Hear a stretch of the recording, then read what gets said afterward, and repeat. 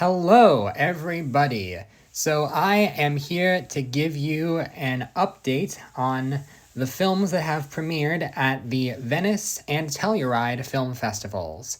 Uh, I should be doing another Oscar prediction video fairly soon, but I want to try to do at least one video in between my monthly prediction updates, and this seemed like a good idea of a video to do. Because we got so much updates. Technically, we have not had TIFF yet, so this is kind of incomplete. But because of just with Venice and Telluride, we have a lot of new information. Now, some films we know based on the reviews right away. We have a pretty good idea of what they're going to do in the award season, and other films still are somehow a question mark. It's so tricky with the festival season because you keep refreshing your phone, waiting for as many reviews as possible to drop, and some films there's a very clear consensus, and others very polarizing, and you're not sure what's gonna. It could be hard to summarize. You can't just go based on one review decide what the film's gonna do. It's really, really tricky, and with some films, the opinions that I'm hearing really contrast each other, and I don't know which side the Academy is going to land on. But also, it can help to remember that a lot of these films are going to land somewhere in between 0 nominations and winning Best Picture. Sometimes we try to imagine that it's got to be one or the other, and I do think that it is a little bit messy sometimes. So let's just go through a bunch of these real quick. I'd say the film that came out of the film festival looking the best has got to be Chloe Zhao's Hamnet. So it's funny. This was a movie that I had in my year in advance predictions, and I read the book fairly early on in the year and convinced myself that this was definitely a top-tier contender. And some people doubted that. Some people, as the year went on, took it out of their predictions. But I never wavered because I knew from the book that this had the potential to be a really, really powerful film. And judging by all the reactions, that's exactly what it is. Now, I will say, when the trailer dropped, I was a little bit concerned that they were focusing a bit more on Paul Mescal, and it kind of made it seem like the two were going to be co-leads. But the reactions seem to indicate that Mescal is supporting, albeit a large supporting role that conceivably could be campaigned either way, but I really think supporting is just going to be what makes the most sense. So I do have Mescal in supporting and I have Buckley in lead, really not changing a whole lot, but I will say the score in the trailer is really, really beautiful, and I cannot wait to see this movie. I think this is going to be one of the top awards contenders of the year. I don't know if it's going to go as far as to actually win, like some are suggesting. I still have Sinners at number 1, because it is kind of similar to Shakespeare in Love, and I think some might see it as a bit too old-fashioned to actually win. But I believe what I believed when I read the book, that nominations across the board are definitely possible for this one. Okay, now going to a film that I'm a bit less sure on, Begonia. Now, this was one that a lot of people were really, really excited for, that I had doing quite well in my predictions, and the reviews are kind of a little scattered. It's hard to really say, because this isn't like Poor Things and The Favorite. This isn't that level of enthusiasm, but it's also not as polarizing as something like Killing of a Sacred Deer or Kinds of Kindness. It's somewhere in the middle. And from what I understand, I think Emma Stone and Jesse Plemons are definitely in the conversation for the lead acting categories, and maybe screenplay, since that category is so weak this year. But it sounds like this probably isn't going to get into Best Picture. It sounds like it's maybe too out there, and not everyone is fully jiving with what it's saying.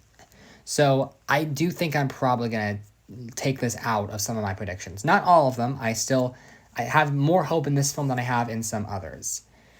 Now, another film that was a success at the festivals was Springsteen, Deliver Me From Nowhere. And this is actually somewhat of a surprise, because I was fully expecting this to bomb, largely based on the title. I was like, they're not going to go for another music biopic 2 years in a row, and Also, the whole Springsteen's name in the title felt very reminiscent of Whitney Houston, I Want to Dance with Somebody. But evidently, that's not what this is. This movie does have very strong reactions out of the festivals. And I will say, to be fair, based on what I'm hearing, this movie is actually very different from the traditional cradle to grave music biopic. It takes a different approach and feels more like an intimate character study that happens to be on a famous musician. So that has me a lot more intrigued to actually see this film. And outside of that, while Jeremy Allen White and Jeremy Strong both seem very strong for nominations, none of the reviews mention anything about an original song by Springsteen, which I think a lot of us were assuming. But knowing that there is no original song, that basically means the top 5 for original song feels pretty much locked. We have I Lied to You, we have Golden, we have the 2 Wicked songs, and we have the Diane Warren song.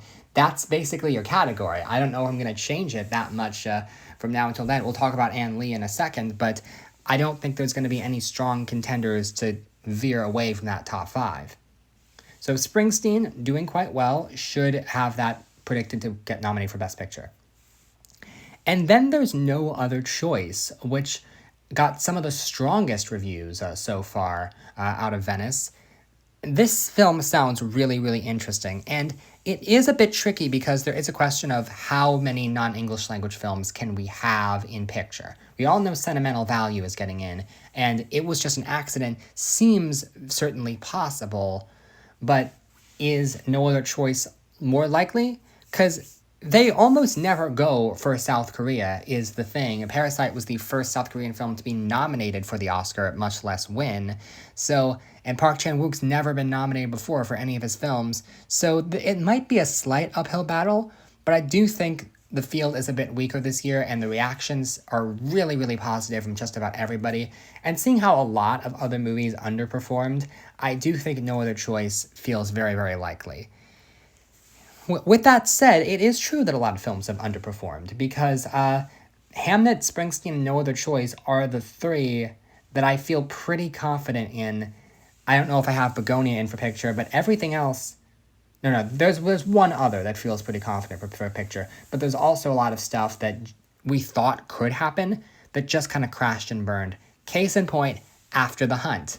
So I get a little bit of validation on this one, because I've been saying all year, guys, I don't think Luca Guadagnino is going to do it. Like, he's gone 0 for 0 his past couple of movies, and it turns out I was right. It was funny how so many people were so confident that this was happening, and then as soon as the poster dropped, people were like, oh, that's not good. Like, the fact that the poster was, in many people's eyes, poorly designed immediately made them want to take it out of their predictions. And evidently that ended up being an appropriate omen for what was to come, because when the film premiered, people were like, yeah, this is solid, I guess, but it just really doesn't feel... Some people are saying it's solid, other people are saying it's bland and boring, and frankly, I think this is gonna get 0 nominations. I feel like this has all the makings of a This Had Oscar Buzz movie, because Luca Guadagnino, he made 1 Oscar movie, and everyone always thinks it's gonna be a thing, and it never is. Like, people need to learn. Okay, so The Smashing Machine. Here's a movie that did basically exactly what people said it was going to do. Nothing new in the story department, fairly formulaic, but very strong performance from Dwayne Johnson, puts him legitimately in the conversation, and Emily Blunt and the makeup are also likewise in the conversation. This is not going to be a secret Best Picture nominee, but this is definitely something to watch out for in lead actor. And then we come to a movie that is... really, really hard to talk about, because I genuinely don't know what to do with my predictions. Most other films I have some idea of where to place it, but this one I don't. The Testament of Ann Lee. When the reviews first dropped, they were so polarizing. The Letterboxd curve was a valley. It had the same number of 5-star reviews as it had 1-star reviews. And there are clearly some that are very passionate about this film, but there were others who outright hated it. There are people who walked out of this film at the premiere. And that, I thought, okay, this is too divisive to be an Oscar contender. The vibes that I got out of that early reaction felt like something along the lines of Mother, where, yes, that film has a pocket of people who do really go to bat for it, but it's too divisive and too out there to ever officially be an awards contender. But as the days went on, I started seeing more and more people going to bat for this film, and more people saying, no, this really is going to be a strong contender. And there's potentially, people are trying to talk about the idea that maybe a lot of people that initially gave it negative reviews were like review bombing, people that were never going to like it anyway because of the religious subject matter. And I don't really know what this is. This is one film where I really just got to see it for myself to understand whether or not this is going to be a thing. I genuinely have a question mark for a while, and so I'm probably going to leave it in like 6th place for a lot of categories because maybe this thing is a contender, but I don't know. How serious are those haters? But like, Letterboxd is not the be all end all. You got to remember that. Something like Emilia Perez like had a ton of 0.5 star reviews and of course 13 nominations. So you really have to wait and see what the industry thinks when it comes to actual precursors. And of course, the tricky thing with these festivals is that only a small handful of people actually get to watch these movies. Like, only a tiny amount of people in the world have seen these films so far, and we're going off of those reactions. And sometimes those reactions can be a little skewed one way or the other. I mean, people at film festivals who have seen like 3, 4, 5 films in a single day are probably going to be a little bit tired and maybe not as fair to certain things, depending on the crowd. But also, and if it's a festival and you're excited to be there and they have the director and the cast there to give Q&As, that might boost your score up just because of the general feelings you're having when you're watching the film. And yeah, and all of that brings me to Netflix's supposed #1 contender for a long time, Jay Kelly. This, I don't know what to think, because when this premiered, initially at the Metacritic score was really bad, and a lot of people were very quick to drop this from the predictions altogether. But the more time has gone on, kind of like Testament of Anne Lee, there's been more people actively going to bat for this thing, specifically industry voters. People, because this movie is about the Hollywood industry, and this feels kind of like Mank-ish, where it's very inside baseball, and maybe a lot of normal audience members are not gonna fully get it, but industry people will understand it and like it for that reason. I've also seen people making comparisons to Don't Look Up and Maestro and Emilia Perez, that like, for some reason, Netflix always gets the worst Best Picture nominee. And maybe this movie isn't great, but it's going to have just enough support from people in the industry, and Netflix is going to shake enough hands to make sure that this happens. Now, I do want to say, at the very least, this movie is getting a supporting actor nomination for Sandler. That feels pretty secure at this point, because all the reviews say that this is the best performance of Sandler's career and that he's one of the nicest people in Hollywood, and it just feels like people have been waiting to give him a nomination for a long time. Clooney is also possible, but we'll see. Apparently Laura Dern is not happening. She's not in the movie enough. Yeah, but people are legitimately torn on how well this is going to do overall, so definitely a bit skeptical on that. And I remember there was this awkward time period after Jay Kelly period where, like, okay, can Netflix pivot to something else? And we looked at, for example, Ballad of a Small Player, a movie that I thought at a certain point in time, I was like, hey, this is Edward Berger. His last 2 films that did very well at the Oscars. Are we underestimating this one? And judging by the reviews, no, we're not underestimating this one. This one might be a contender for actor or cinematography or score, but that's it. It's not anywhere near the same level of quality as Conclave and All Quiet on the Western Front were. Which, yeah, we kind of had the feeling that that's where it was going, but I thought it could potentially surprise. But then Frankenstein. A lot of people were legitimately thinking that Frankenstein was going to be a huge hit and potentially Best Picture thing because of what happened with Nightmare Alley. And once the reviews dropped, I think it became pretty clear, okay, this is not happening. Like, this, it's still going to get tech nominations, below-the-line nominations, and on its very best day, Jacob Elordi could get into supporting actor, hearing very strong things about that performance. But the film itself, a lot of people are saying, just doesn't fully come together and feels, I don't know, it's hard to get the vibe of, but it's one of those things where it seems like this director and material would be a perfect match, and it's almost too good to be true. The comparison was made to Tim Burton's Alice in Wonderland, which is not necessarily a great thing to be compared to.